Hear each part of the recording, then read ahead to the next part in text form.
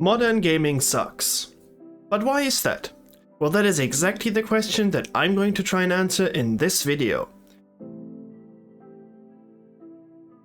Now, before you get upset and start typing and calling me not so nice names in the comment section, please hear me out first. I promise everything will make a lot more sense as we delve deeper into the controversies of today's gaming industry. But first of all, let's take a step back for a second and reflect on the current situation that we're finding ourselves in right now. From microtransactions to overpriced DLCs, early access ripoffs, generic open world soup, overhyped games and false promises, games releasing in a terrible technical state, loot boxes and pre-order debacles, the list of grievances is long.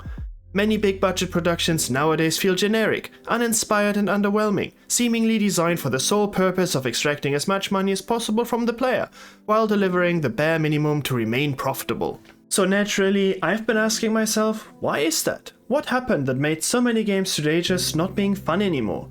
Where do the trends that have caused this originate? And most importantly, what can we, as the players, do to potentially fix it? And where are we going from here? In this video, I want to take a deep dive into the various trends that have emerged over the last couple of decades and have led us to where we are today, shedding some light on the transformation of the gaming industry and state of modern gaming more generally. If this sounds interesting to you, I invite you along the journey. We have a lot to discuss. The truth is, I've been meaning to address this topic for quite some time now, but the sheer number of issues to cover often left me quite overwhelmed. However, with the recent release of Ubisoft's Skull and Bones and Star Wars Outlaws on the horizon, alongside the almost daily news of layoffs and cancelled projects, I was like, alright, that's it. We need to have a serious discussion about the current state of the gaming industry. To ease us into the topic, let's start with an example. On February 16th, 2024, Ubisoft finally released its pirate live service semi-open world PvE PvP action-adventure game Skull and Bones. That was a mouthful. After more than 10 years of development and reportedly costing over $200 million in total, which it is extremely unlikely to ever break even according to Ubisoft's own statements. One could say, well, development has been a bit of a bumpy ride and less than ideal. Originally being planned as a mere MMO spin-off to 2014's hit title Assassin's Creed 4 Black Flag in 2013, it was later spun off as its independent project at Ubisoft Singapore. What followed was a series of delays, changes in vision and scope, gameplay redesigns, and complete overhauls due to conflicting ideas. As late as 2020, by the way, don't forget, that's already 7 years into development, Ubisoft announced a new vision for the game, essentially stripping it of all its RPG, story and land-based survival elements a la Rust, and completely refocused on ship-to-ship combat, loot mechanics, and its live service elements. A closed beta was then finally launched in August 2023, which was already poorly received by the majority of players and professional testers alike, foreshadowing a troublesome launch. When the game was finally released to the public, the reception was, let's just say, underwhelming. What did we get in the end? A pretty but boring open world, an unintuitive and repetitive gameplay loop, Ubisoft typical loot spam, an extremely lackluster story, if you can even call it that, bugs, glitches, invisible walls, annoying loading screens between ship-to-land transitions ruining immersion, clunky animations, awful dialogues, and a game stripped of all its originally planned RPG and survival elements. Essentially, it turns out you weren't even playing a pirate in a pirate game all along. You're really just a ship that happens to have an avatar whose only purpose is to appear in the scarce cutscenes when talking to an NPC.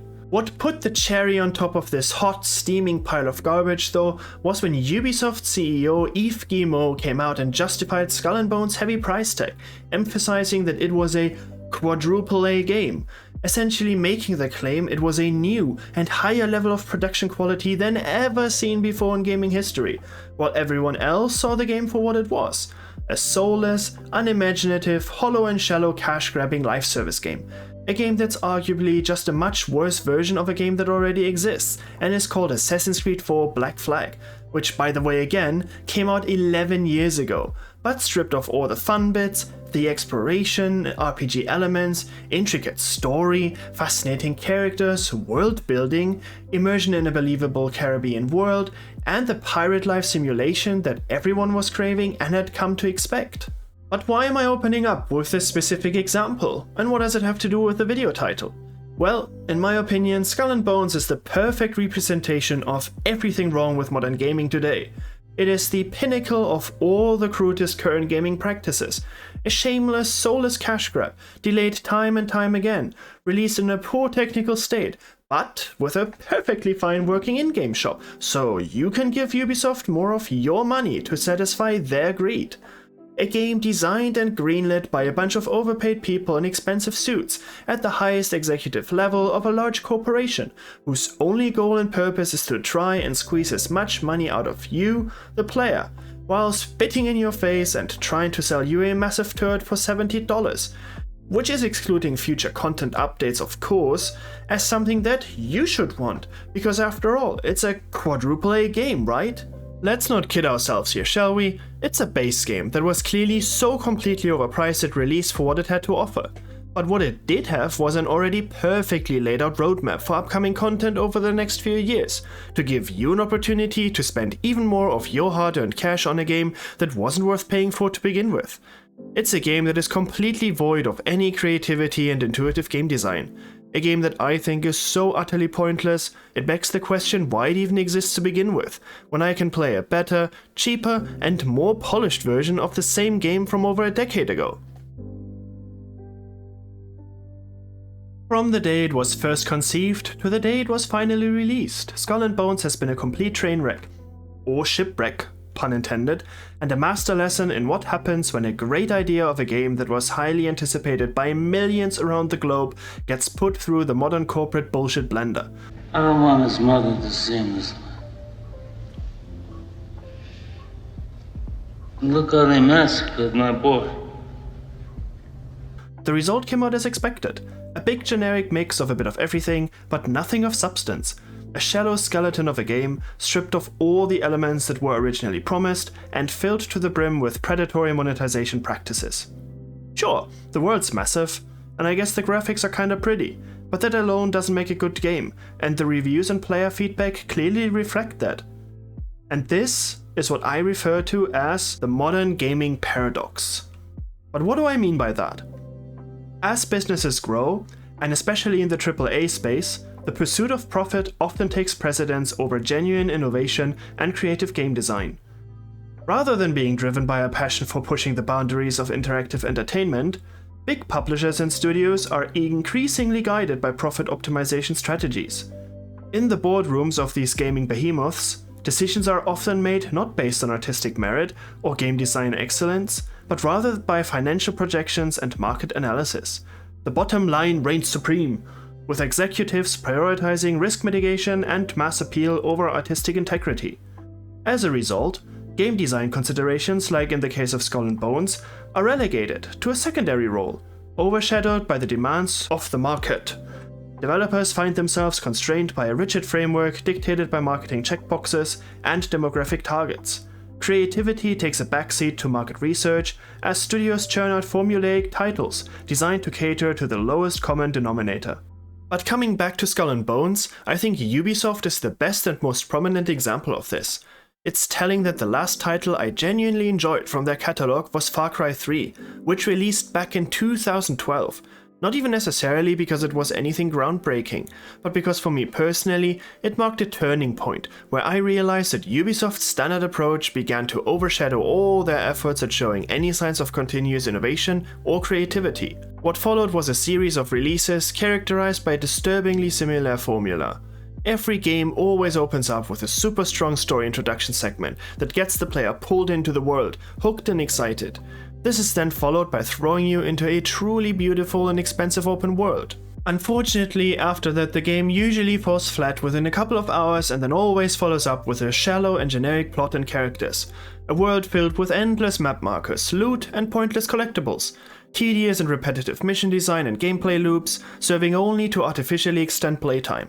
You can often spend dozens or even hundreds of hours in those games, But why, honestly? What's the point? You could also just finish the game within 10 to 20 hours, and I doubt the overall experience would be any worse.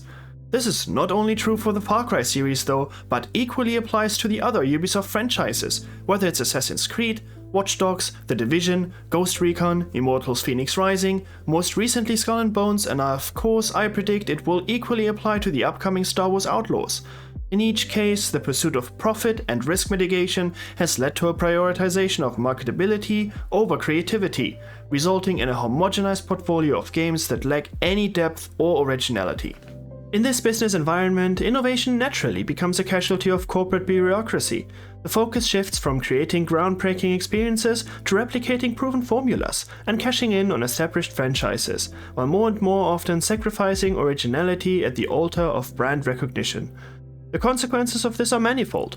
Many games lose their distinctiveness, becoming indistinguishable products of a corporate machine. The industry stagnates as creativity is stifled and risk-taking discouraged. Players are treated not as discerning enthusiasts, but as passive consumers, spoon-fed a steady diet of mediocrity. This trend's also exacerbated by the fact that the top 10 publishers are responsible for over 65% of all video game sales globally. With a few companies controlling the lion's share of the market, there's less incentive for risk-taking and innovation. Rather than investing in new and creative ideas, these companies often play it safe, replicating proven formulas and cashing in on established franchises. This stifles creativity and results in a landscape dominated by cookie-cutter games lacking in originality. Furthermore, the focus on cost optimization and revenue maximization means that the game development becomes more about profit margins than producing the best possible product. This can lead to rushed releases, lackluster gameplay experiences, and an overemphasis on monetization tactics at the expense of player enjoyment. Moreover, the relentless pursuit of profit often leads to exploitative practices, with monetization schemes and microtransactions overshadowing gameplay and narrative depth. Games become vehicles for extracting maximum revenue from players, rather than engaging them in a meaningful experience. In this environment, the true potential of gaming as an art form is squandered, sacrificed on the altar of profit margins and shareholder returns. It's a sobering reminder that in the pursuit of financial success, the soul of gaming is at risk of being lost. As long as decisions are made by business executives rather than the passionate developers, the industry will continue to prioritize short-term profit over long-term success and passion, which ironically is to the detriment of us all. I often find myself dissatisfied with modern games nowadays. It's not that I consider them inherently terrible products, but rather I often sense a manufactured quality to them. It feels as though they were meticulously crafted in a lab, pieced together for maximum financial gains rather than driven by genuine creative vision and passion. While some of my dissatisfaction may stem from nostalgia, I believe it's primarily due to the overwhelming influence of profit-driven decision-making over artistic integrity. So, how can we try and answer the ultimate question? Does modern gaming actually suck? Or is there a valid argument to be made that games are actually genuinely better today, given the substantial investments of time and resources poured into their development? It's a question that warrants in-depth reflection, and one that I bet many of you have asked yourselves too at least once over the past few years. To address this question properly, we must examine how we arrived at this juncture. What caused the seismic shifts within the gaming industry, and what ramifications have these changes had on both the industry itself and its players? If you're intrigued by these questions, join me on a journey as we explore the evolution of gaming and its impact on the present landscape. Together, let's embark on this adventure and seek answers. And just one last thing before we dive in, a few quick disclaimers. Number 1. Please keep in mind that everything that follows now are my own personal opinions, and I make no claim to completeness. In fact, this is such a vast topic, it's, I think, impossible to go into every detail without this video getting like 3 hours long. And secondly, and I find this really important to mention, this is a criticism and discussion-friendly zone. I'm really curious about your opinions and views on this topic, so please feel free to share your thoughts, whether they're positive or negative, because I really want to know what you guys think. And now, with all of that out of the way, strap in and ahoy, we have a lot to get into. I'm sure at least some of you who've clicked on this video are wondering what the hell is he on about. After all, in the current gaming sphere, many people hail 2023 as one of the best years for gaming in a long time. Some even go so far as to claim it may have been the best year for video games ever, period. And you know what? At first glance, I'd actually be inclined to agree. There's been an abundance of great and well-received games. Baldur's Gate 3, Spider-Man 2, Palworld, Tears of the Kingdom, Alan Wake 2, Super Mario Bros. Wonder, Diablo 4, Star Wars Jedi Survivor, Lies of Pi, the Resident Evil 4 remake, Dave the Diver, Cyberpunk Phantom Liberty, just to name a few. So then, why do I say modern gaming sucks? Let's be clear from the start, I'm not saying there aren't any good games, there most definitely are. In fact, we probably have more games and choices than ever before in gaming history, and profits are generally skyrocketing, to the point where the gaming industry is now bigger than movie and music combined. What I am saying though, is that there has been a shift. A tremendous transformation across the entire industry like we've never seen before. And as is usually the case when an industry sees rapid growth over a relatively short period of time, this progress comes with its problems. But in order to understand all of these problems that plague us gamers today, we need to take a delve a bit deeper into the origins of this era and explore how we actually got to where we are today. If you've been a gamer like me for the past couple of decades, you'll remember a time when the gaming industry was a lot simpler. Making and buying a game wasn't the complex multi-layered process that it is today. It was pretty straightforward. A company would conceive an idea, announce a game, produce it, and ship it to retailers as hard copies worldwide, hoping it would sell enough to meet their targets. It was often a bit of a gamble. For players like me, judging a game was as easy as strolling into a physical store and browsing through the PC game section. If something caught my eye, I'd either purchase it on the spot, if I had the money, which was rarely the case, or make a mental note to ask my parents to buy it for me on an upcoming occasion like my birthday or Christmas. Back then, I was lucky to have a subscription to Computerspiele, which was a German magazine that covered current games for PC and consoles. It was my go-to source for game information and reviews, helping me decide which games were worth my time and money. One of the magazine's perks was the CD and later DVD that came with each issue. It usually featured a featured game, demos, and sometimes updates or patches. This was crucial in the pre-broadband era, when internet speeds were sluggish and downloading updates was a nightmare. Thanks to Computerspiele, I discovered my all-time favorite games, the Total War series. Without this magazine, I might have never known they existed. Why am I talking about this? I share this to paint a picture of the gaming environment not too long ago. There were no million-dollar marketing campaigns, a scarcity of trailers or teasers, no DLC roadmaps. It was simple. You'd see a game, maybe read a magazine review, check if your system could run it, and decide if it looked worth buying. If you liked a game, you'd tell your friends about it. There weren't online forums or social media platforms to share your opinions. Word of mouth was king. Games had to be released in a good technical state, because there was no easy way to fix bugs. There were no early access programs. If a game didn't work, players would just return it to the store. DLCs were rare, and if a game did get an expansion, you'd often stumble upon it in a store, much like the base game.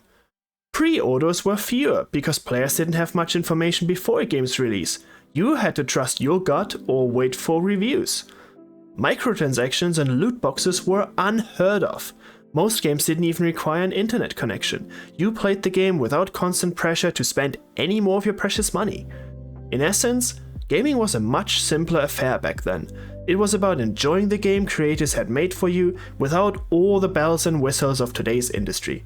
And you know what? For many of you, this might sound like paradise. No live service, no forced internet connection, no constant multi-gigabyte bug fixes and patches, games releasing in an acceptable technical state, no microtransactions, DLCs, loot boxes, or in-game stores.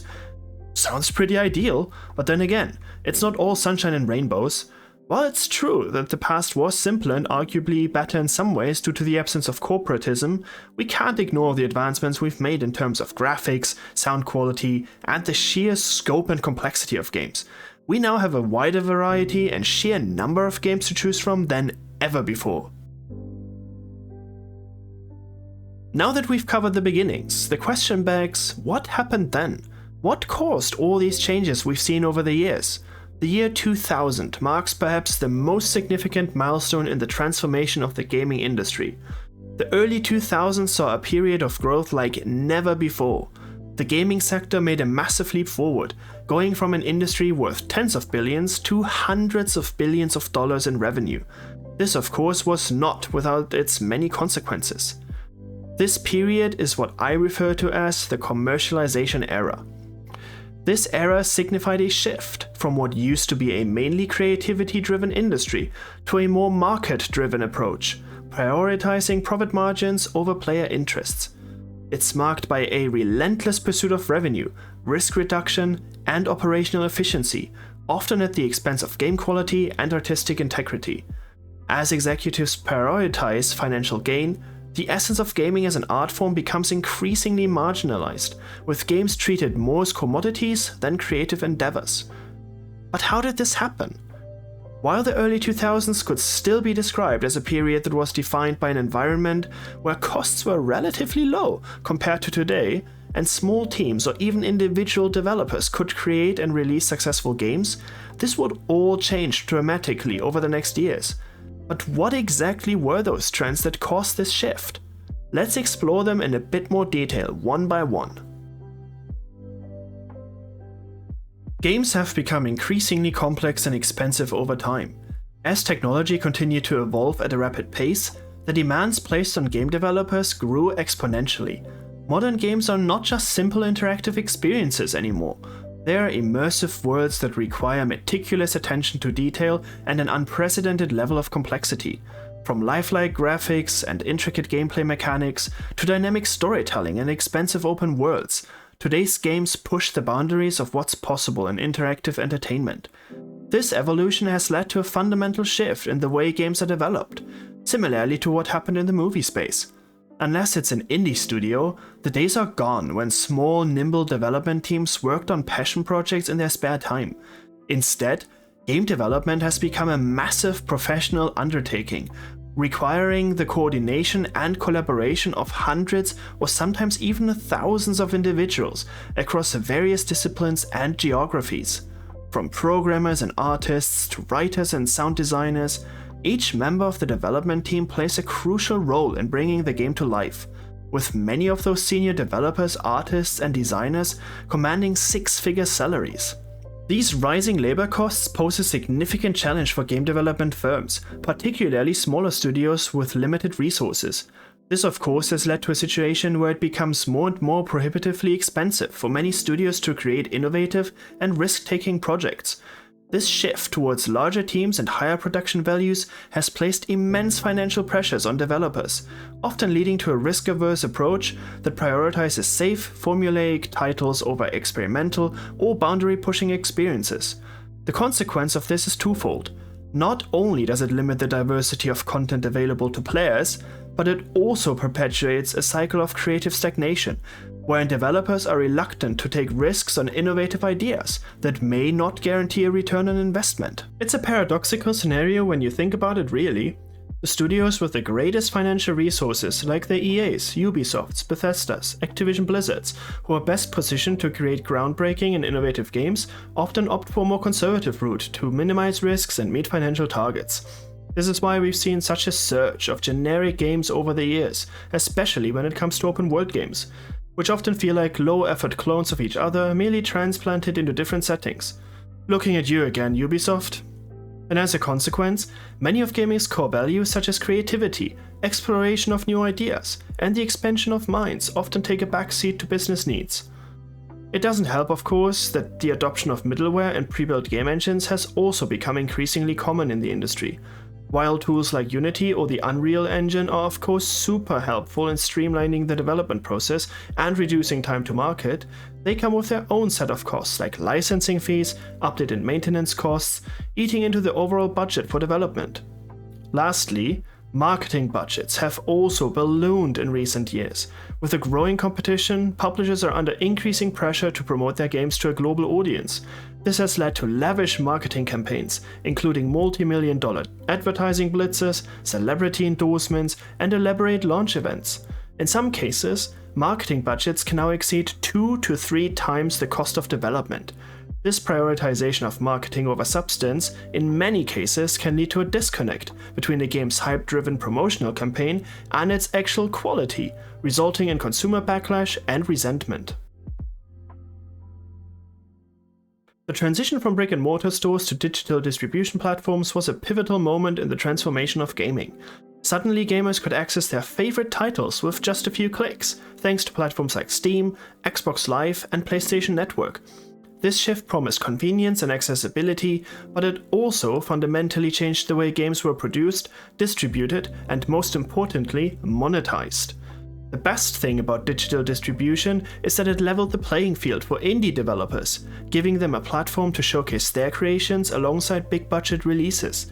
It's been a win for diversity and creativity in gaming for sure, allowing smaller studios to compete with industry giants. However, with the convenience of digital distribution came a dark underbelly. Companies saw the shift as an opportunity to nickel and dime players. These platforms ultimately laid the foundation for all the monetization tactics like DLCs, loot boxes, and microtransactions of any shape or form that we loathe so much today. What started as a way to extend gameplay or offer additional content also morphed into exploitative practices that preyed on players' wallets. Publishers have been quite creative over the past couple of decades, trying to come up with new ways of monetizing their games. But the one that stands out the most and had by far the biggest impact must be microtransactions. Microtransactions come in all sorts of different shapes and forms, and while the idea of charging some extra money for additional content seems pretty reasonable and harmless at first glance, the way these microtransactions are often implemented means it has far-reaching implications for the gaming experience. At their core, they simply allow players to exchange real money for in-game currency, items, or advantages. The big problem with them is that they exploit human psychology by tapping into the desire for instant gratification and the fear of missing out, also referred to as FOMO. Not to be confused with MOFO, that's something very different. But anyway, point is that they are preying on players' vulnerabilities to make impulsive purchases. The use of randomized rewards and things like limited time offers further heightens the psychological appeal, fostering a sense of urgency and compulsion to spend in order to attain desired in-game items or advantages. These practices trigger the same neural pathways associated with gambling, which is why they can be especially dangerous and lead to addictive behaviors and financial harm, particularly among vulnerable populations such as children and individuals susceptible to gambling-like mechanics. At their best, microtransactions can provide players with genuinely great additional content or customization options without disrupting the core gameplay experience. A prime example of this is CD Projekt Red's DLC approach in The Witcher 3. The game offered vast and amazing expansions with Hearts of Stone and Blood and Wine that both provided substantial new content, such as new storylines, characters, and areas to explore, at a fair price point. These expansions added value to the base game, without compromising its integrity or pressuring players into unnecessary purchases. Besides that, most other additions like armor sets or animations came as completely free, optional downloads, the only DLCs not free being the soundtrack that came with the expansions. This demonstrates how microtransactions can be implemented in a meaningful and player-friendly manner, enhancing the experience with the game without resorting to any sort of exploitative tactics. However, at their worst, microtransactions exploit players' psychological vulnerabilities, leading to impulsive spending and potential harm. The relentless pursuit of trying to maximize profits often drives publishers to implement these practices in manipulative ways, such as offering randomized rewards and limited time offers. One particularly outrageous example of this from the past few years must have been Activision Blizzard's Diablo Immortal. Even before the game was released, a lot of people were already pretty pissed off by how they were planning to market this game, but I don't think anybody was prepared for the shitshow that followed. Without going into too much detail, the main controversy basically sparked because of the insanely time-consuming grind that is required to obtain loot during the endgame. Whether it was loot boxes, buffs, or crafting materials, some players reported spending over $20,000 without getting a single legendary gem that is required in order to max out a player character. Some went so far as to estimate that it could cost over $100,000 of real money to try and max out your character.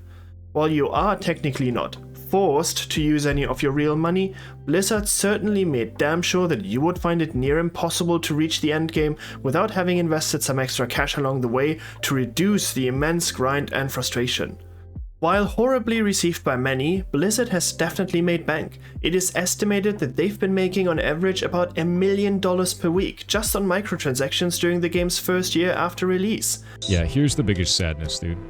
I worked 2 years of overtime straight on StarCraft 2, Wings of Liberty. StarCraft 2 Wings of Liberty made less money than the horse, the first Sparkle Pony horse in World of Warcraft. A $15 microtransaction horse made more money than StarCraft 2. That's it. That's the whole meme, dude. You're wondering why these companies do microtransactions? Because dipshits keep buying all of them. These predatory monetization tactics represent a distortion of how gaming is perceived by many nowadays, exploiting players' passion and engagement for financial gain.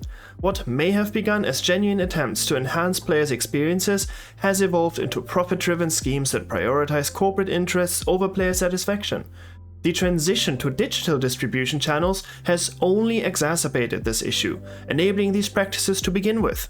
With this understanding of the detrimental effects of microtransactions, let's now turn our attention to specific examples, such as DLCs and loot boxes. The original idea behind DLCs, which used to just be called expansions back in my day, was pretty great. Extend gameplay and offer additional content beyond the base game. It was viewed as a means for developers to continue supporting their games post-launch, while providing players with meaningful new experiences to enjoy. The key word here is meaningful. This is why expansions often altered core game mechanics, or introduced completely new features and mechanics, ultimately transforming the very essence of the base game.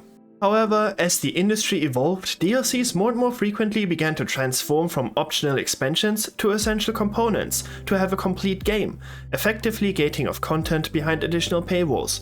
Content that, let's be honest, should have been included in the base game. The worst offenders though by far are the DLCs that are announced alongside the release of the base game, or even worse as part of the marketing campaigns before the base game has even launched.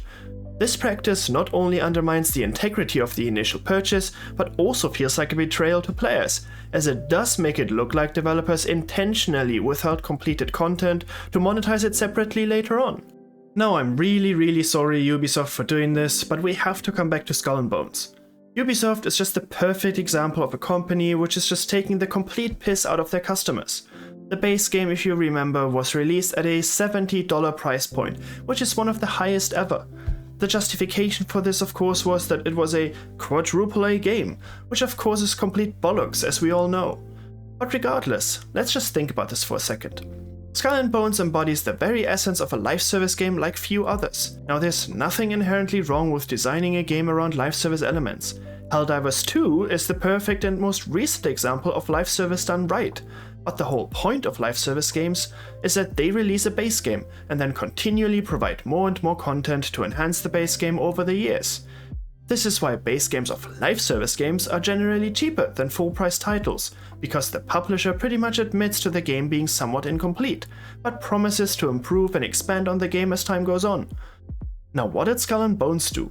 Not only did Ubisoft release a subpar base game, but they did so at a higher price point than any full-price title, which is already absurd.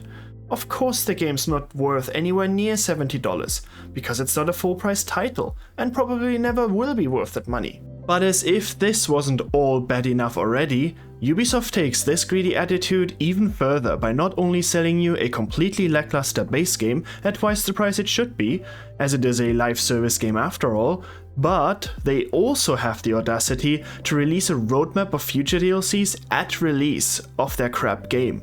And knowing Ubisoft's pricing policy, you can be guaranteed that each of these DLCs will cost you at least another $20 each. So, by the time this game is actually worth its $70 price tag, and that's assuming it will ever get to that point, you will have already spent an additional $20 to $40 minimum, bringing the total cost to at least over $100. Now, if this game had been released at, say, $20 and then continually improved and built up its content and sold high quality DLCs for $20 a piece, this would be an entirely different story. But as it stands now, they have literally released a skeleton of a game at the highest price point ever, while still going with that bullcrap live service model and expecting you to pay even more in the future for their DLCs. This is just the worst and shameless display of corporate greed that I've seen in a while.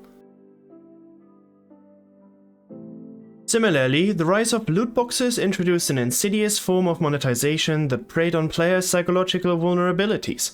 Originally introduced as a way to add an element of chance and excitement to in-game rewards, loot boxes quickly devolved into exploitative mechanisms designed to encourage compulsive spending through randomized, often addictive reward systems.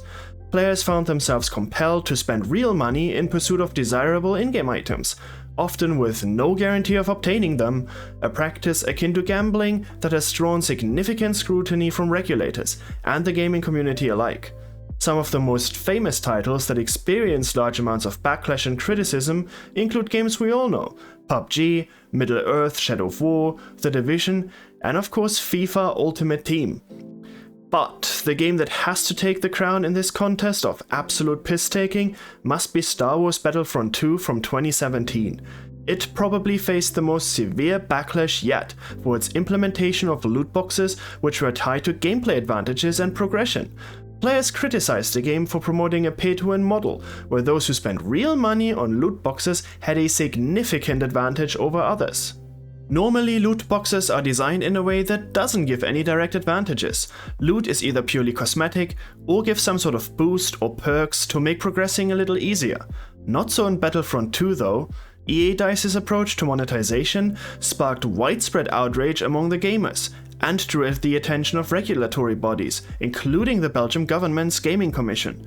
In fact, it went so far that following an investigation, Belgium declared that loot boxes in games constituted a form of gambling, and require titles like Battlefront 2 to obtain a gambling license or face legal consequences. In response to this and the overwhelming negative feedback from players, EA DICE was forced to overhaul the game's progression system in its entirety, removing the ability to purchase loot boxes with real money and reworking the progression system to be more fair and balanced for all players.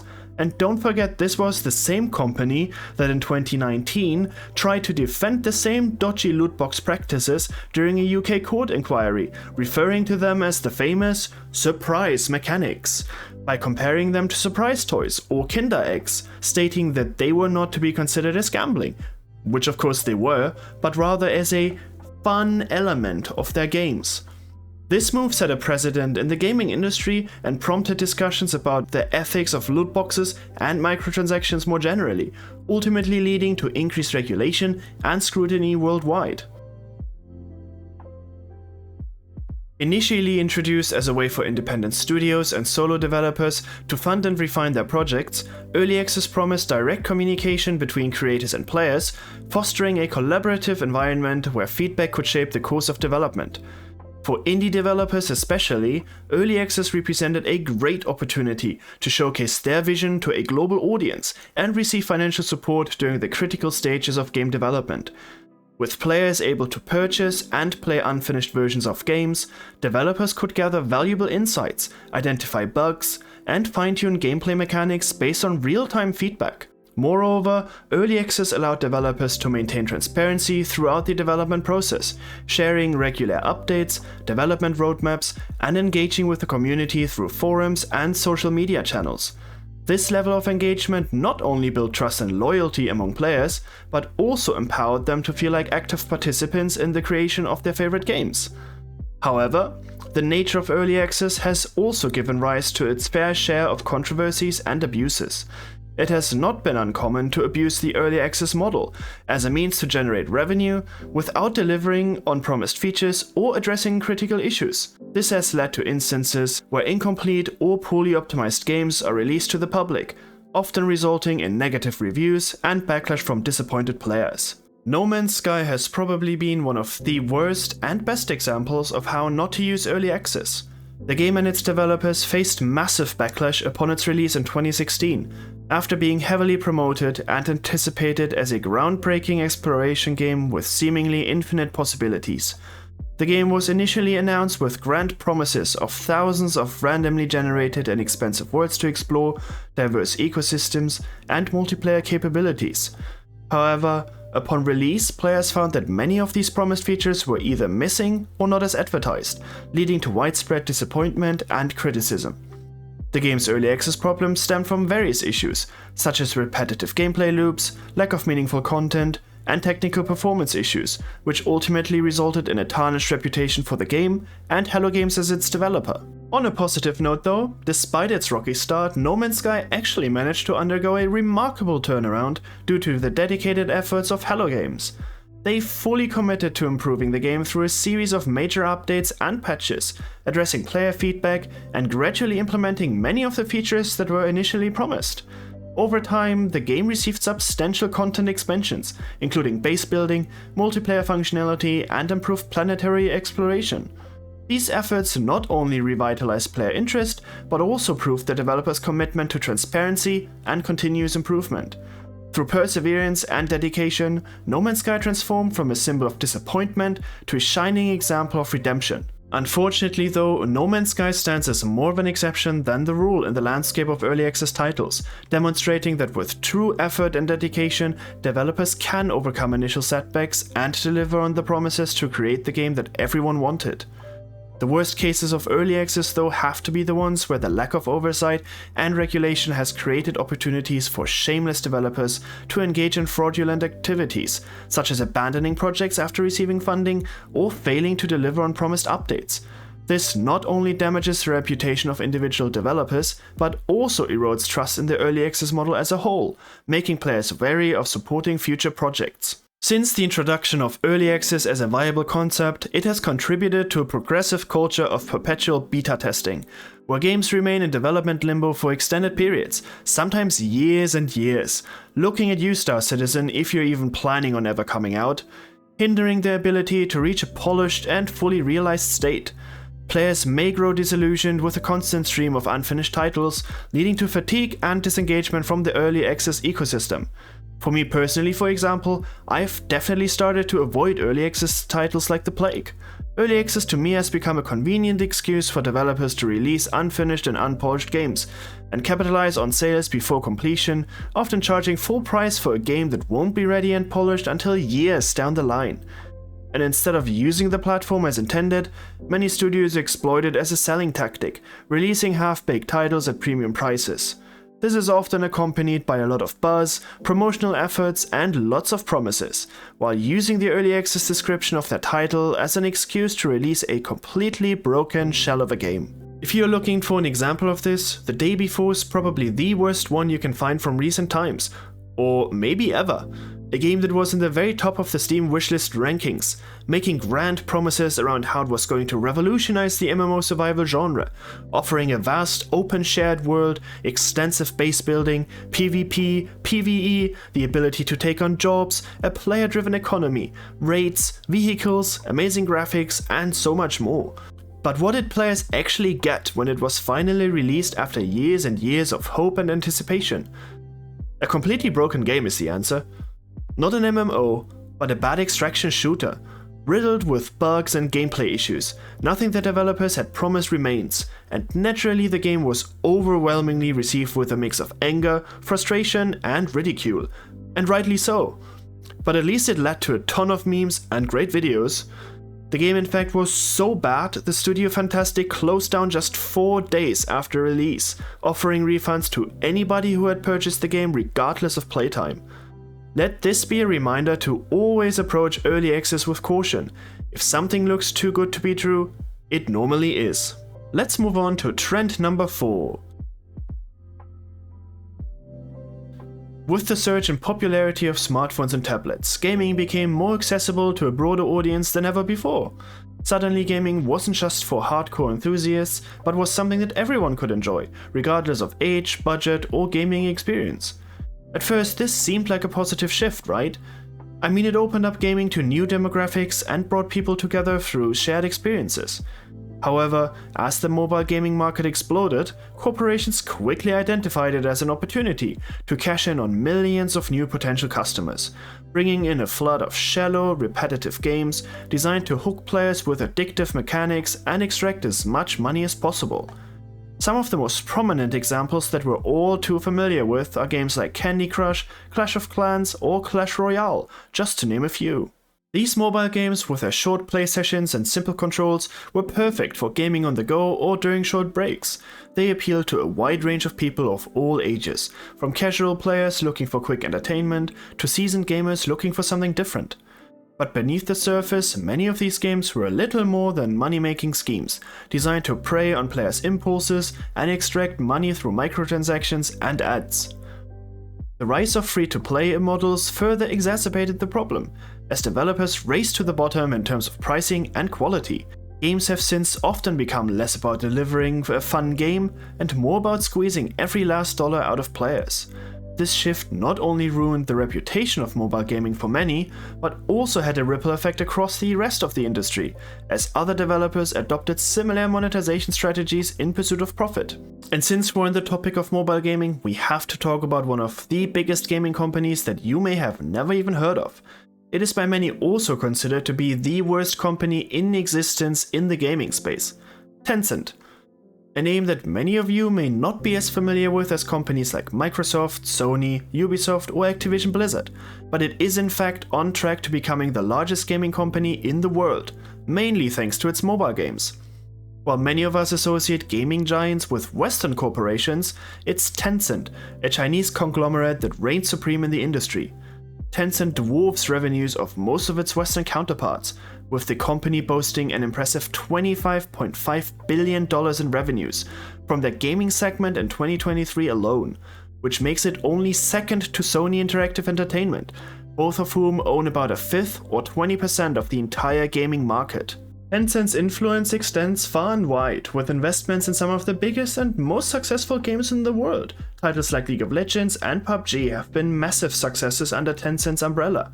The company also has stakes in Epic Games, the famous creators of Fortnite, and owns the majority share of Supercell, the developer behind Clash of Clans and Clash Royale. And while it is true that Tencent is not just a gaming organization, it still goes to show just how much of a powerhouse they really are in the gaming space. But anyway, Tencent's dominance has come with a lot of controversy. The company has faced massive criticism for its dubious practices, including blatant plagiarism and predatory monetization in its mobile games. While PUBG Mobile is probably one of the most notable examples, their mobile gaming empire extends way beyond this title. Games like Call of Duty Mobile, Honor of Kings, and Arena of Valor employ aggressive microtransactions, loot boxes, and pay-to-win mechanics, exploiting players' wallets and fostering addictive behaviors. Tencent and their mobile games represent some of the darkest side of this wonderful industry, where profit often takes precedence over creativity, innovation, and player satisfaction. Through its predatory monetization practices, Tencent has amassed immense wealth and success, setting a dangerous precedent for the industry. Many companies are now following in Tencent's footsteps, further commercializing, commoditizing, and corporatizing the gaming industry. There's no doubt in my mind that a big part of the profound transformation of the gaming industry is rooted deeply in the emergence of esports and the growing emphasis on multiplayer-focused experiences. Titles like League of Legends, CSGO, Fortnite, Overwatch, and Call of Duty have led the charge, transforming gaming into a globally recognized competitive sport. Esports tournaments grew from tiny events confined to small venues into massive spectacles hosted in arenas and stadiums, drawing millions of viewers worldwide.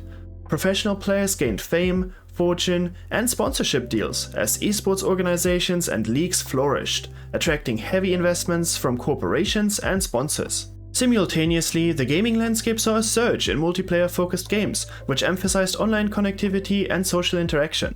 Titles such as Apex Legends, Destiny 2, Rainbow Six Siege, and Valorant thrived on deep multiplayer experiences, fostering vibrant communities of players and extending the lifespan of games. Except for League of Legends.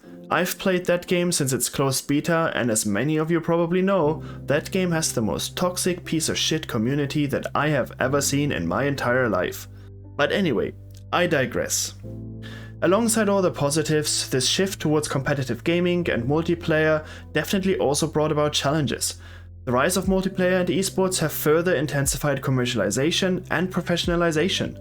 The emphasis on multiplayer functionality in games has raised concerns about the growing focus on profit over creativity. Don't get me wrong here. Multiplayer and esports are great. They have brought gaming onto the big screen and helped establish gaming as a whole amongst mainstream media entertainment. But as with everything, when there's a lot of money to be made, there are people who will capitalize on it. It's no wonder that we've seen such a flood of multiplayer titles over the last few decades. Some more, some much less successful. For corporations, they are a great vehicle to attract and retain players through their continuous updates, addictive mechanics, and competitive nature. And this is only exacerbated further by esports. This essentially has allowed publishers to do two things. Number one is the move away from crafting single-player, narrative-focused stories. As you can imagine, these normally require enormous amounts of time, money, creativity, and ambition to get right. Single-player games are also generally more difficult to monetize on after the release of the base game. Unless of course there are some expansions or story DLCs down the line. Secondly, it is often much easier and more profitable to build a game around multiplayer and live service elements, like microtransactions, including loot boxes, skins, cosmetics, and other types of in-game purchases. And you know what? It kinda makes sense when you think about it. Why would you spend half a decade or even longer on trying to craft the game of your dreams, to then only find out that nobody actually wants to play your game, and you have to deal with a massive financial failure? There's a strong incentive nowadays for publishers to instead create a multiplayer-centric game that allows for sheer endless monetization and the ability to create and expand on new ways of getting money out of the player, as the game evolves over its lifetime. Just think about how long some of these games have been around and are still making money for their publishers. World of Warcraft, which was released back in 2004, League of Legends in 2009, Minecraft in 2009, CSGO in 2012, Hearthstone in 2014, or Fortnite in 2017, and the list goes on. And like I've said a few times already during this video, there's nothing inherently wrong with trying to maximize financial returns. This of course lies at the very heart of every business that wants to survive and succeed, and gaming companies and publishers are no different. The price unfortunately is often paid by us, the players and consumers. It's great that some businesses make millions and millions off of some horse skin in World of Warcraft, but what's good for publishers is not necessarily good for their players. While multiplayer and esports definitely have been a major contributor to bringing gamers closer together, they've also helped and accelerated the facilitation of modern monetization schemes. The gaming landscape has undergone a seismic shift with the rise of social media and content creation platforms, fundamentally altering how gamers interact, consume content, and engage with the gaming community. Platforms like YouTube, Twitch, and TikTok have emerged as vibrant ecosystems for gaming-related content, offering a diverse array of gameplay footage, reviews, tutorials, live streams, etc. to audiences worldwide. Central to this transformation has been the ascent of gaming influencers, individuals or groups with significant followings and influence within the gaming community. These influencers have become powerful voices, trusted by their fan bases for their opinions, recommendations, and insights into the gaming world. As a result, game developers and publishers have increasingly turned to influencer marketing strategies to promote their games, recognizing the massive potential of creators to sway their audiences. Just consider how many titles might not have achieved their remarkable success without the substantial boost provided by streamers and influencers. Some more recent titles I can think of are games like Among Us, Valorant, Fall Guys, Apex Legends, or Genshin Impact. But the impact of gaming influencers extends far beyond mere promotion, providing valuable opportunities for community engagement and collaboration. Social media platforms have facilitated direct communication channels between gamers and developers. fostering greater transparency and dialogue in the game development process. Developers can now much more easily and actively engage with players, seeking feedback, addressing concerns, and sharing updates on upcoming projects, empowering gamers to play a more active role in shaping the games they love. Furthermore, influencers serve as conduits for community feedback, channeling player sentiments and preferences directly to developers, which can inform game design decisions and enhance overall player satisfaction. However, the advancement of influencer-driven content also brings its share of challenges and concerns.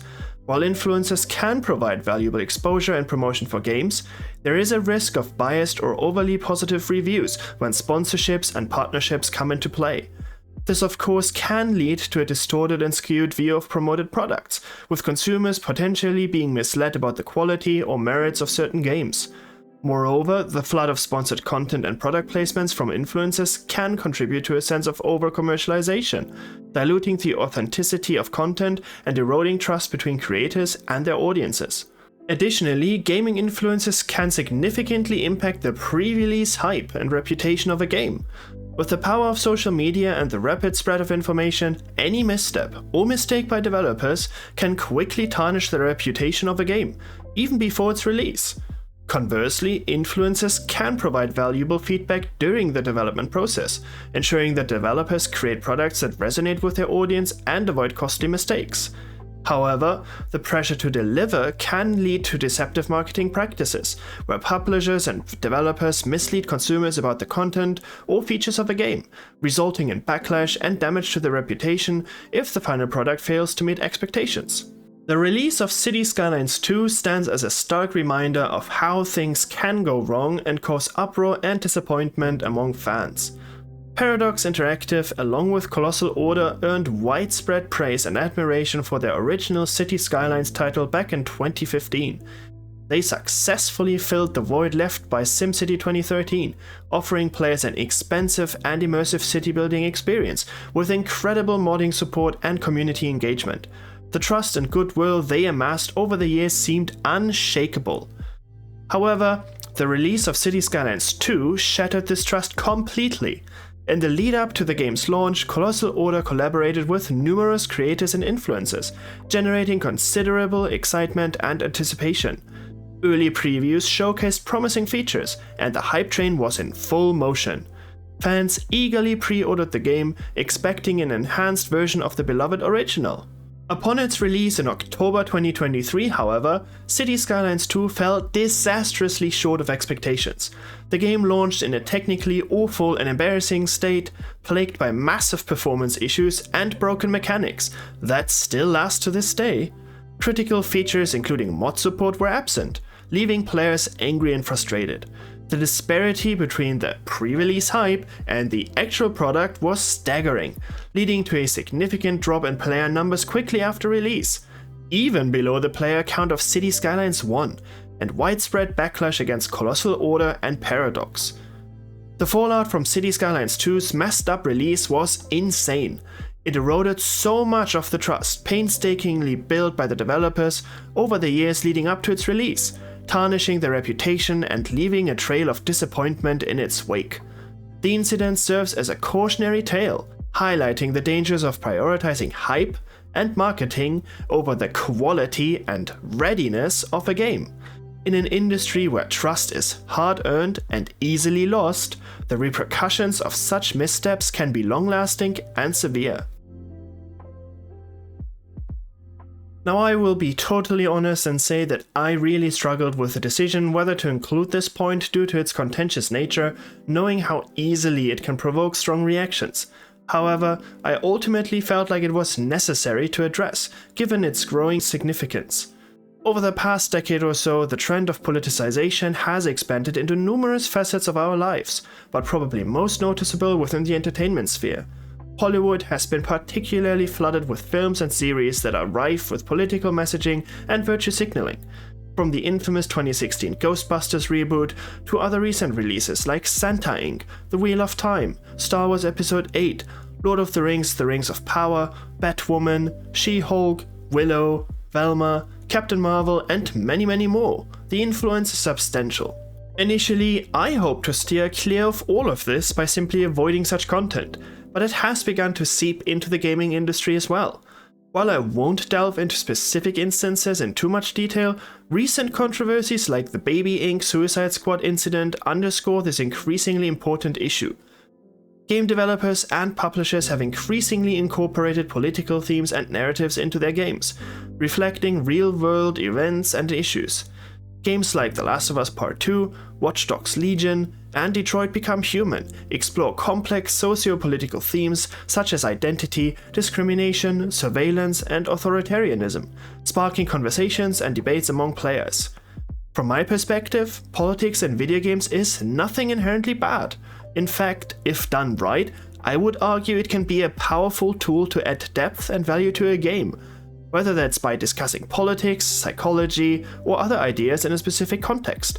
Games like Undertale, Disco Elysium, This War of Mine, or Papers, Please have effectively used political themes to prompt players to reflect on their own beliefs and values, triggering self-reflection and questioning. However, problems arise when modern politics are shoehorned into games without thoughtful implementation. Examples like The Last of Us Part 2 or Battlefield 1 and 5's historical inaccuracies highlight the pitfalls of forcing political ideologies onto players. This approach often comes across as cringeworthy, annoying, and insincere, ultimately alienating many players and undermining what could otherwise have been a great gaming experience. And again, this is not about whether you agree or disagree with the messaging, but you have to be ready for a reaction and potential pushback if you are deliberately choosing to engage in those conversations with your audience, the players. Regardless of whether you agree or disagree with the argument itself, what I do find baffling and concerning is the response from some of the developers and publishers when players express legit criticism. Instead of engaging with feedback constructively, they resort to attacking their own fan bases as the typical ists and phobes, dismissing valid concerns as mere bigotry. This behavior not only reflects poorly on the organizations, but also exacerbates the divide between developers and players, pointlessly eroding trust and goodwill. I believe the core issue, as so often, lies in the approach when politics come first and the story second. Just like in films and series, when political messages are prioritized over storytelling, it leads to clumsy and divisive narratives that insult the intelligence of players. Instead, the focus should be on crafting compelling stories and characters, with political elements integrated intelligently and organically. The most recent game that I played, Horizon Zero Dawn, demonstrates perfectly how political messaging around climate change and the advancements of technology and AI can be seamlessly woven into the narrative, enhancing the overall experience without feeling forced or preachy at any point. In conclusion, while politics in games can be meaningful and thought-provoking, it must be approached with intelligence and nuance to be effective. Developers and publishers should prioritize storytelling and player engagement over pushing personal ideologies, ensuring that games remain a medium for entertainment and enlightenment. So here we are at last. We've thoroughly explored all the major trends that have brought us to this moment in time.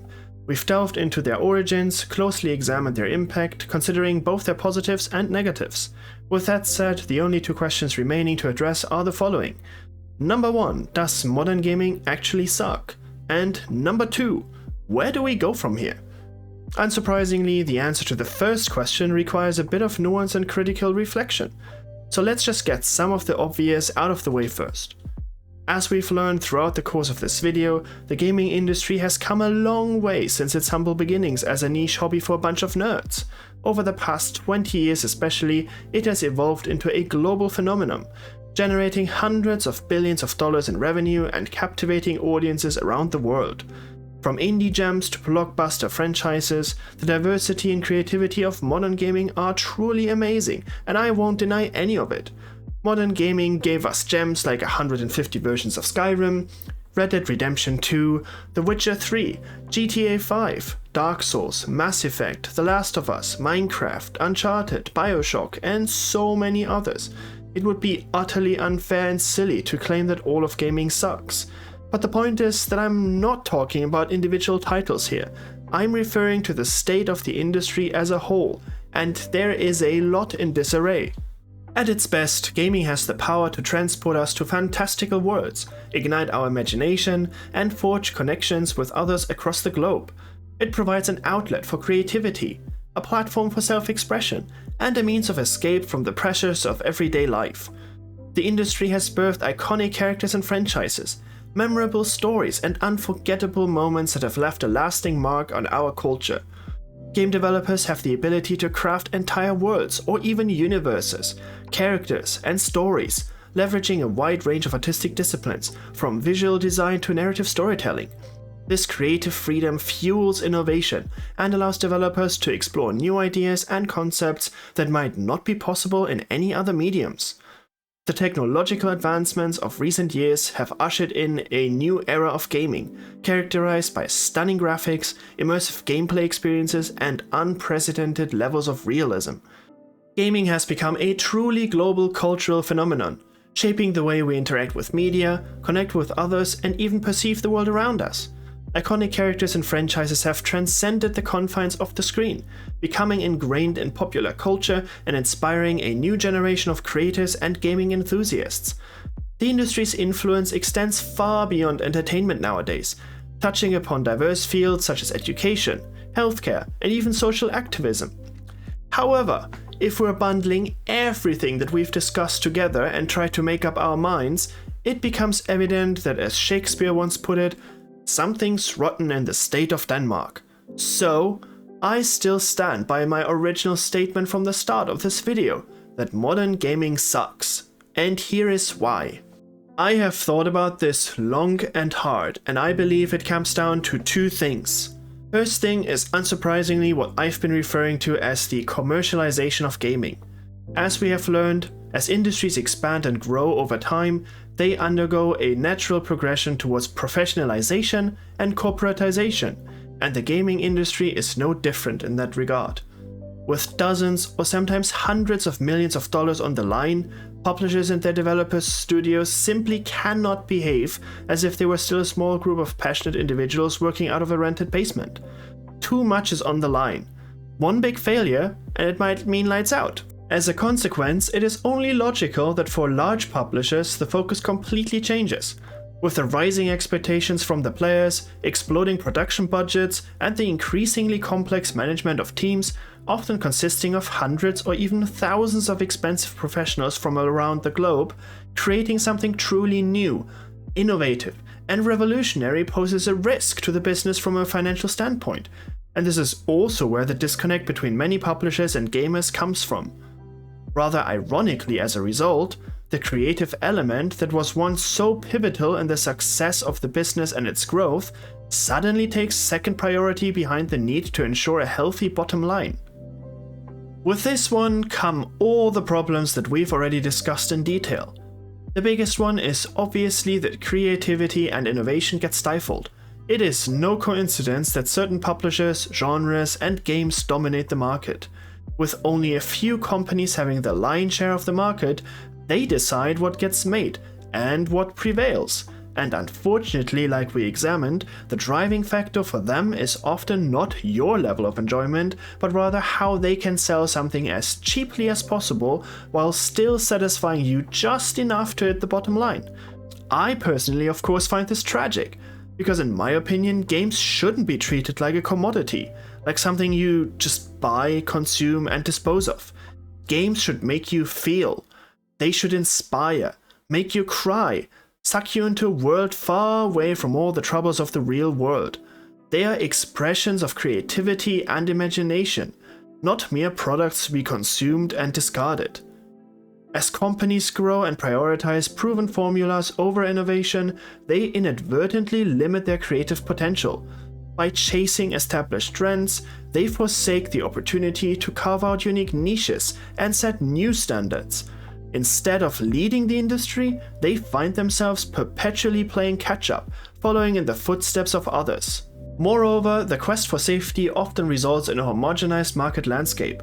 When every publisher and developer rushes to replicate the latest successful formula, the industry ultimately becomes saturated with iterations of the same concept. This not only stifles creativity, but also diminishes the diversity of types of games available to consumers.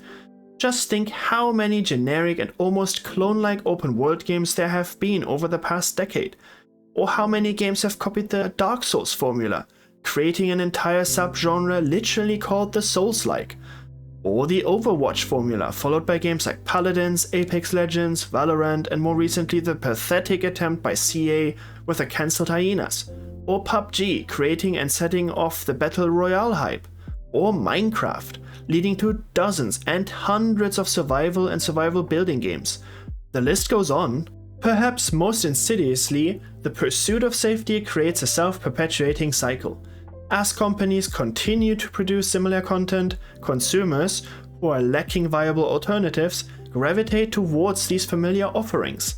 This reinforces the notion that sticking to the tried and tested is the most profitable strategy, further entrenching the status quo. The role and responsibility of disturbing the status quo seems to have fallen completely onto the indie devs and independent studios' shoulders nowadays. The question of course remains, how long will these publishers be able to uphold the status quo? But that's a topic for another video. I really hate having to keep bashing on Ubisoft, but to me they just reflect the changes the gaming industry has gone through the best. I used to be the biggest Ubisoft fan as a child. They are the ones who gave us incredible games and franchises like Rayman, Prince of Persia, Beyond Good and Evil, Splinter Cell, Far Cry, Assassin's Creed 1 and 2, all games released in the early 2000s. It was truly a golden decade for Ubisoft, with loads of new, exciting, and mostly original titles. But what have they done since then? Far Cry 2 to 6, which are all sequels, Assassin's Creed 3 to 9, all sequels, The Division 1 and 2, Watch Dogs 1 and 2, The Crew 1 and 2, Ghost Recon Wildlands and Breakpoint, Immortals Phoenix Rising, all essentially the same open world games based around exploration, loot, and light RPG elements. Basically, they've been releasing the same exact game for the past 10 years, with the only exception being For Honor, which was an attempt at making something new for Ubisoft, but it was just a bad game. I don't remember the last time I got excited by a game announced from Ubisoft. They're just all exactly the same. Not awful, but that's what franchising does to your games. You know what you're gonna get is decent, but does it really spark passion and excitement in anyone? It certainly doesn't in me. Anyway, I think the rest is just a direct consequence of all of this. Stuff that nobody really wants or asked for. DLCs, microtransactions, live service, season passes, loot boxes, early access, and all the other stuff companies have come up with over time. But I think the second reason why modern gaming sucks, and this one is an extremely subjective and personal reason, is that I remember what gaming used to be like before any of these modern gaming practices existed. I had never really been able to put my finger on why exactly I didn't enjoy many games nowadays as much as I used to. I've always just kind of put it down as nostalgia, or maybe me slowly outgrowing gaming a bit. And you know what? Maybe that's part of it. But while I was researching for and making this video, I realized the reason why I struggle so much with gaming today, and I'm mainly referring to the gaming mainstream and AAA gaming here, is that I have the misfortune of remembering the good old times. A time before any of those modern gaming practices existed. A time when you just went to the store, bought a game, installed it, played it, and that was it. There were no season passes, no games released in a poor technical state, no day one patches, no early access, no DLC roadmaps, no microtransactions, no loot boxes, no in-game shops. None of that crap. What you bought was what you got. And it was great. A fair exchange. You give them money and get a finished and polished product in return. You never bought a game thinking, oh no, it's gonna take at least half a year and 100 gigabytes in updates until this game's actually finished and playable. You never bought a game feeling like you were deprived of content that should have been in the base game, waiting for DLCs to come out that would fill that gap eventually, but of course would have to be paid for again. You were never put in a position where the game is constantly encouraging you to spend some extra money on cosmetics, items, extra optional content, or boosts and things to help you reduce grind and progress more quickly. You never felt like the game was just created because some people wanted to make money. because monetization wasn't front, left, right, and center of every consideration when producing a game. The focus was on delivering a unique and great gaming experience. The game had to be good, or else nobody would buy it. Simple as that. There was no way of producing a bad game and still making money, because once the base game was sold and people realized you up, they just return the game or not recommend it. There was no way of fixing a broken game after release. Games had to stand on their own merits. And I think that's what made gaming so beautiful, and it is what I'm longing for so desperately today. I think this is why modern gaming sucks. We all know what good games are when we see them, and which ones aren't. We know what we want. Companies know what we want, but making what we actually want would take time, effort, resources, commitment, and many intelligent people. So why do that when you can just lash out yet another pointless open world game and send players on endless fetch quests and clearing the map of a bazillion markers? Why spend your time crafting an intricate world and narrative when you can just make yet another shooter, some loot boxes and cosmetic skins, which takes half the time to develop, less effort, but returns better financial results? The ultimate problem in the games industry today, similar to what we're seeing with movies, is that objectively good games are not always rewarded financially, while other half-assed generic games tick all the financial goals no problem. We live in a time of a creative crisis, where the best is not necessarily rewarded, same as how most movies that come out are garbage, but are just good enough to draw in enough people and make some money, even though nobody really gets satisfied. This is the big issue when you're trying to appeal to everyone to maximize revenue.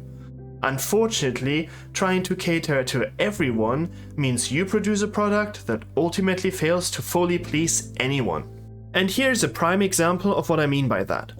Why is Assassin's Creed 2 regarded as the best game of the series by far, whereas more recent titles like Origins, Odyssey or Valhalla are objectively decent games but never managed to reach the same heights and ignite the same passion for the franchise?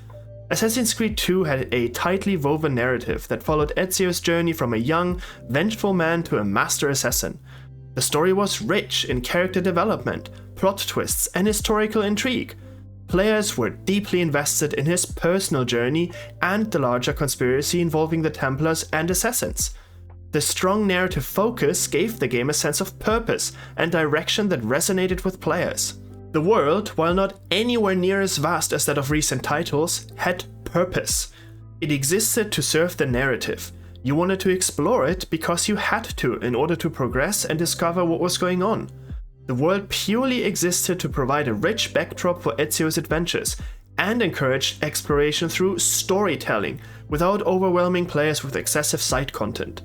The focus on quality over quantity ensured that each gameplay element felt meaningful and contributed to the overall story and experience. Ezio Auditore emerged as one of gaming's most beloved protagonists, thanks to his charismatic personality, wit, and emotional depth. Players became deeply invested in Ezio's journey, rooting for him through triumphs and tragedies. The strong emotional connection between players and the protagonist elevated the storytelling and made every moment feel significant. Assassin's Creed 2 maintained a steady pace throughout its narrative, with well-defined story arcs and memorable set pieces. The game struck a balance between action-packed sequences and quieter moments of reflection, keeping players engaged without overwhelming them with constant stimuli. This thoughtful pacing allowed players to savor each moment and appreciate the narrative's intricacies. In contrast, the more recent titles like Origins, Odyssey, and Valhalla have expanded the franchise's scope with sprawling open worlds, RPG mechanics, and a plethora of side content. And while these games offer vast and visually stunning landscapes to explore, many players feel that they lack the focused storytelling and cohesive design that made Assassin's Creed 2 stand out. The abundance of side quests and activities, while adding depth to the world, dilutes the main narrative and detracts from the sense of purpose and urgency that defined earlier entries in the series. While Assassin's Creed 2's success can be attributed to its clear vision, focused design, and compelling storytelling, these are all qualities that the later titles completely lack, as they fail to complement a strong narrative with open-world RPG elements. It turns out in the end that it doesn't matter how pretty or massive your game is. What people will remember are stories, characters, emotions, betrayals, and victories. What they won't remember is the 39 square miles of endless fetch quests, outposts, and thousands of loot items they collected. So, I guess if I had to sum everything up that we discussed up until this point, it would be this. Gaming has soared to unimaginable heights over the last 2 decades. Yet, paradoxically, the same remarkable industry has created a situation in which it is grappling with its own success. No longer fueled by boundless creativity, imagination, and creative passion, but rather by profit-driven corporations who are often treating games as mere tools to achieve financial objectives over artistic vision. I think it is evident that gaming today exists in a state of paradox. At its core, the gaming paradox embodies the tension between artistic expression and commercial viability. While gaming has reached unprecedented heights of success, with revenues surpassing those of the film and music industries combined, it has also become ensnared in the web of commercialization and monetization practices that prioritize short-term gains over long-term sustainability. Monetization practices have now become the central pillar of the major players in the industry, with microtransactions, loot boxes, DLCs, and all the other mechanics affecting the gaming landscape. These practices, while lucrative for publishers, have begun to erode player trust and created a sense of disillusionment among gamers, who feel increasingly exploited and undervalued. Moreover, the constant quest for profitability has led to an overemphasis on graphics and spectacle, at the expense of gameplay depth and narrative richness. Especially AAA titles have become formulaic and risk-averse in an attempt to capture market share and maximize returns. The homogenization of content, driven by the dominance of blockbuster franchises and corporate behemoths, has stifled diversity and stifled creativity in the industry. Smaller independent developers are now the lifeblood of innovation, competing in an environment that prizes brand recognition and marketability above all else. And this is why I personally believe that we are at a sort of crossroads, and the next few years will decide which way this industry is going to go. Although I have painted quite a negative picture throughout the course of this video, surprisingly I'm actually quite hopeful about the future of gaming.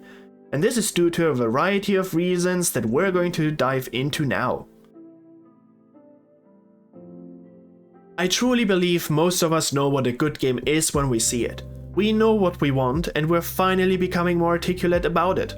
We discussed earlier examples of how monetization practices can be implemented in both a meaningful and exploitative way, and I don't want to repeat this again.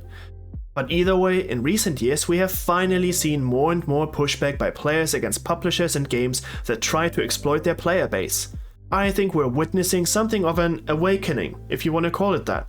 Players have started to realize how much power they actually hold, and they have started to use it and express their feelings towards publishers who are trying to push their monetization schemes more and more into their games. It seems that we've reached a point of maturity of these practices, when players are starting to understand the exploitation and psychological tricks that are played on them to encourage spending, and they are finally starting to reject them. I think many of us often forget that if we simply didn't buy bad products or engage with any sort of monetization schemes, companies wouldn't be pushing them this hard to begin with. The first time I think we saw a massive outrage by the community that had severe consequences for the organization was Star Wars Battlefront 2 in 2017, like we discussed earlier. A shitstorm that hit so hard, EA DICE had to overhaul its entire progression system, and their loot boxes got banned entirely from the game by the Belgian government. The next legendary display of dissatisfaction that has been brewing for years was at BlizzCon 2018, when the famous red shirt guy started a wave of outrage when he asked during the official announcement of Blizzard's online mobile game Diablo Immortal whether this was an out-of-season's April's Fool's joke. Hey, just was wondering, is this an out-of-season April Fool's joke? No, it's a fully fledged Diablo experience on mobile. We've seen it with Fallout 76, Anthem, Destiny 2, Battlefield 5, NBA 2K, Overwatch, or more recently Marvel's Avengers and Kill the Justice League, Ubisoft's Skull and Bones, Total War's Pharaoh, and Thrones of Decay. And the list goes on. It's great to see that more and more people are starting to wake up to the reality that their games are more and more bastardized and sacrificed on the altar of profit and have started to push back. Another area where we can see this progress is when we're looking at the best received games from the past years. The rankings clearly indicate that players crave and long for deep, meaningful and story-driven narratives. It's not that live service games and monetization practices more generally don't have a place at all in the modern landscape. In fact, like we discussed earlier, when implemented well, they can add depth and value to games. But players are clearly signaling to publishers that this is not the type of games that they want or will remember in the future. If you need more evidence of this, just look at the Game of the Year awards from the last 10 years. All of them, except Overwatch, which started off great and was then ruined by greedy Blizzard, are story-driven RPGs and action-adventures. Games that evoke emotions, passion, games that want to tell a story and capture and fascinate players and create lasting memories. The Witcher 3, Breath of the Wild, God of War, Elden Ring, and most recently the epic Baldur's Gate 3, a game that many big names claimed had no chance of being successful due to its extremely niche twist and connection to the D&D universe. It seems that what players want is not a live service game. In-game stores, microtransactions, a never-ending list of cosmetics and overpriced DLCs. What they crave are single-player focused, narrative-driven epics, and it is amazing to see that these games have been praised and rewarded by both critics and players alike. This is definitely a big step in the right direction. I remember well how in my teenage years and probably up to my early or mid-20s that I was a big critic of indie games. I used to defend reputable publishers and their big budget productions because I felt that their games in terms of quality were just so much better. I never really took indie games seriously, as I thought they severely lacked in overall quality, narrative depth, graphics, sound and so on. But probably around the year 2010, we saw a major shift in the industry.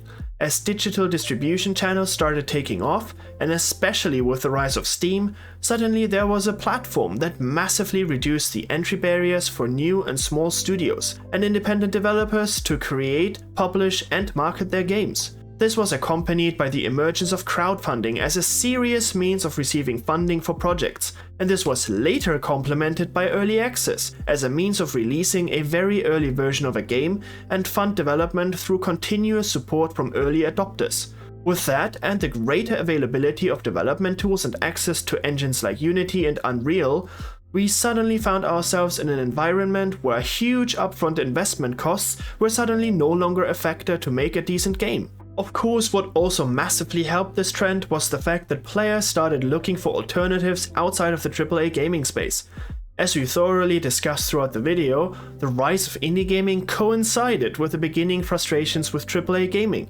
The early 2010s were when large publishers really started to double down on the idea of creating lasting franchises, as this was an obvious way to lower development costs, reduce risk, and keep monetizing something that has already proven to work.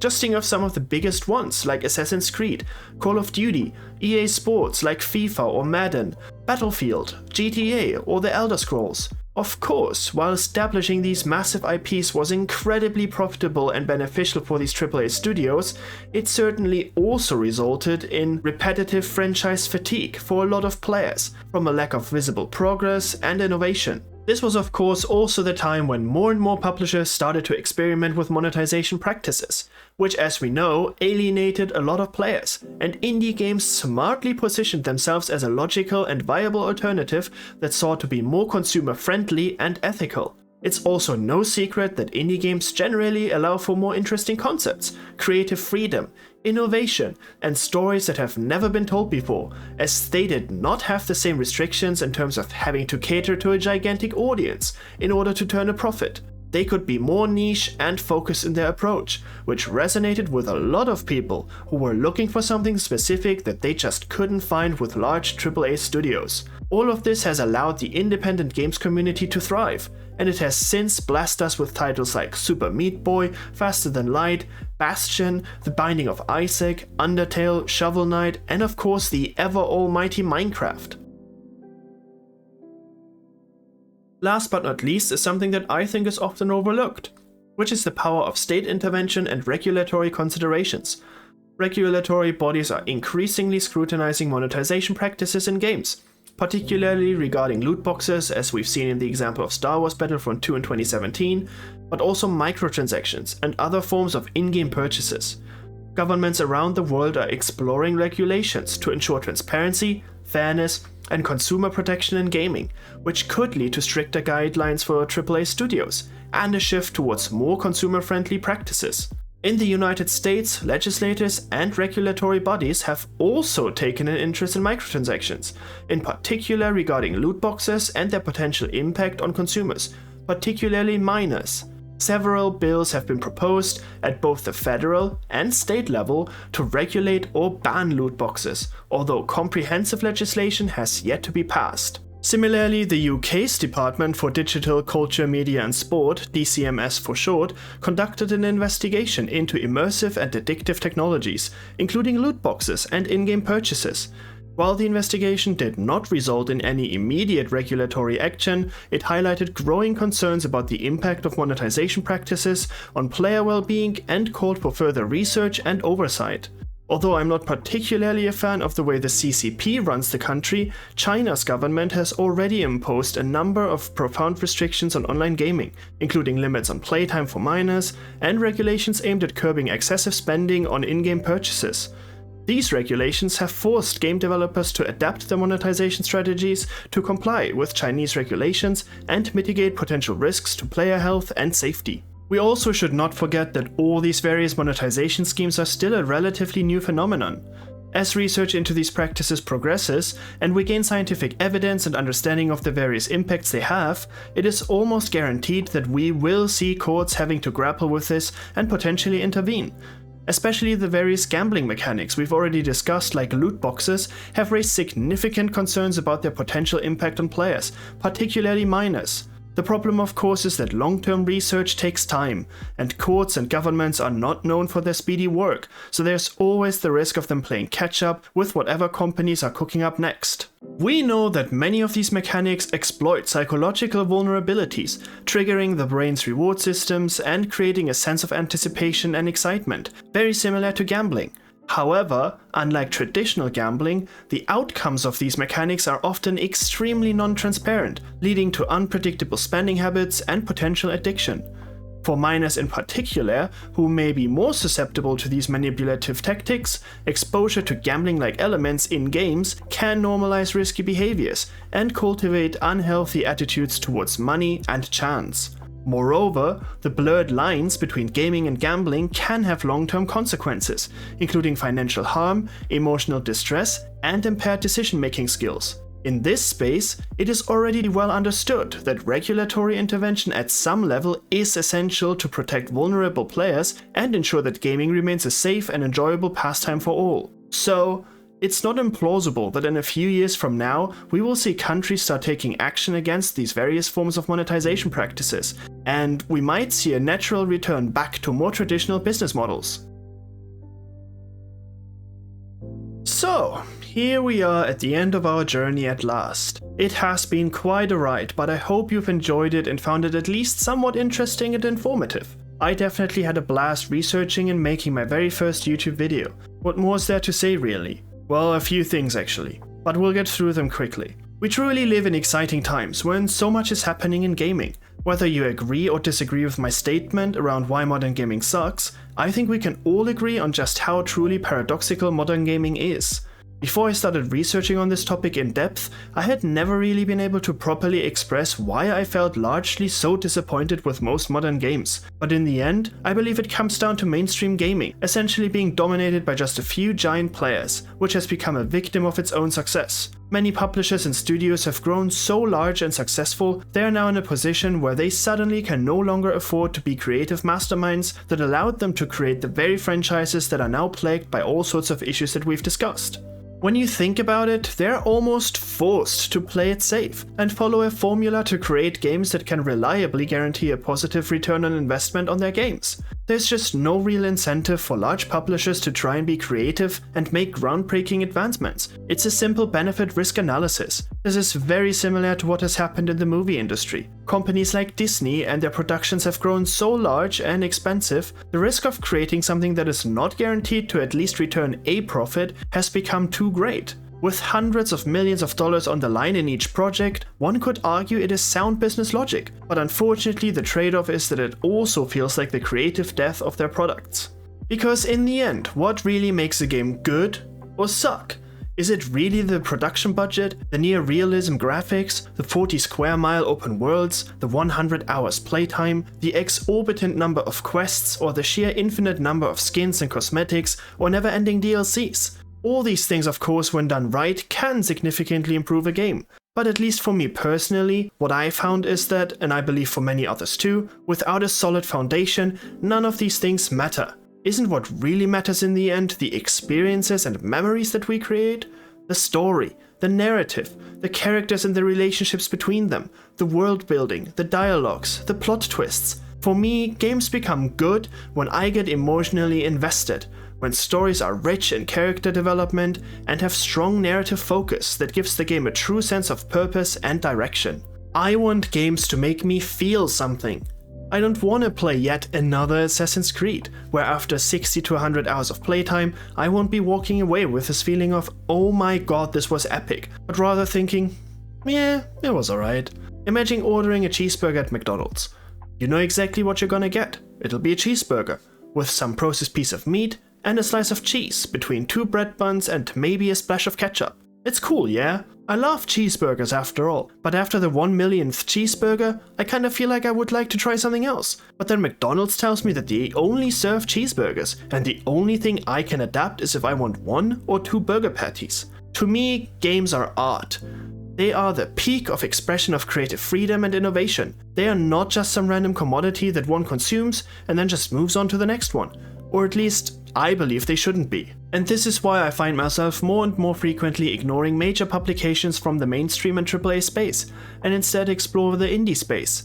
The last big AAA production that I actually played and thoroughly enjoyed was The Witcher 3, and that game came out in 2015, 9 years ago now. Over the past years though, I've had a blast with games like Ori and the Blind Forest, Hollow Knight, Stardew Valley, Cuphead, Hades, or more recently Palworld and Lethal Company. None of these games come anywhere close to a AAA production in terms of scope and production quality, but they all took the creative liberty to make something new, exciting, and innovative, rather than just copying successful formulas or franchises. And I really hope that indie games can pave the path to revolutionizing this industry as a whole and inject it once more with a burning desire to break boundaries and explore things that they have never done before. But you know what, maybe I'm completely wrong about all of this. Maybe modern gaming is indeed better than ever before, and I'm just an old, ungrateful fool that doesn't understand the genius behind having 1,000+ empty planets in Starfield, or the 782 collectibles in Assassin's Creed Valhalla, or playing a supposed pirate simulation in Skull and Bones,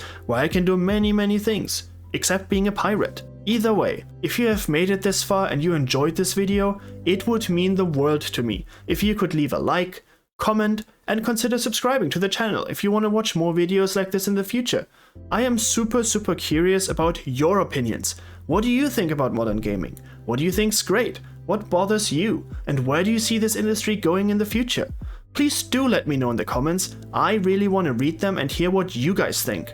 Thank you so much for watching. I really appreciate it. I hope it was informative and at least somewhat entertaining. This has been my very first YouTube video ever, so you know what, please don't be too harsh in your criticism. I genuinely hope that I will see you again soon for my next video, and as a teaser, we will be exploring the rise and fall of Ubisoft. Thank you so much again for watching, and I hope to see you soon. Bye bye and peace out.